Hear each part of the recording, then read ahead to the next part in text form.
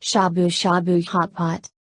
Ingredients: 8 cups water, 2 teaspoons dashi powder, 200 grams pork thinly sliced for hot pot, 250 grams udon noodles frozen, 100 grams enoki mushrooms broken into small bunches, 6 shiitake mushroom stalks removed, 1/4 cabbage chopped, 1 carrot diagonally sliced, 3 spring onion or green onion sliced into lengths of 6 cm or 1.5 in. Dipping sauces: 4 tablespoons ponzu, 4 tablespoons goma, sesame sauce. Directions: preparing the broth and ingredients.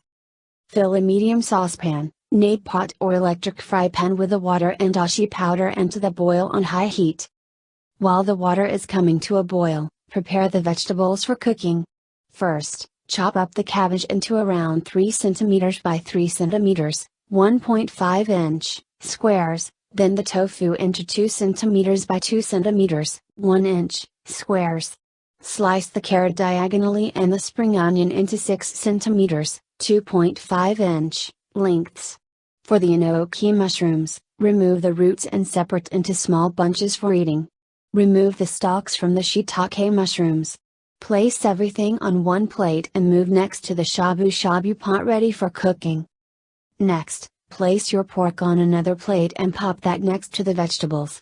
Finally, with the udon, if you purchased frozen, you can place in a bowl and pour boiling water over them to loosen and thaw out.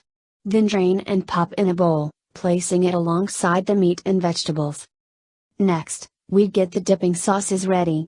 You'll need 2 small sauce bowls for each person at the table.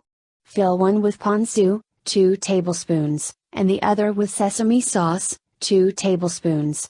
Place them in front of each person with a set of chopsticks, or a fork if you prefer. If you're having rice with your shabu shabu, prepare a small bowl for each person and set this in front of the dipping sauces.